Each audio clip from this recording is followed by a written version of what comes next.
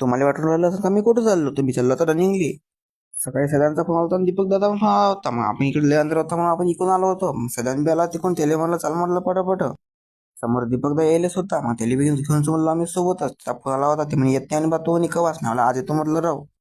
पहिले तर आमचे हात आकळलेले होते, कारण की रस्त्याने थंडीची एवढी होती. तरी बी दीपक दा पळतच जाय. मग सदान म्हणे आपल्याला अंग गरम करावं लागते, म्हणजे असं पळायच लागते म्हणे. पळत पळत आला मी धरणापर्यंत.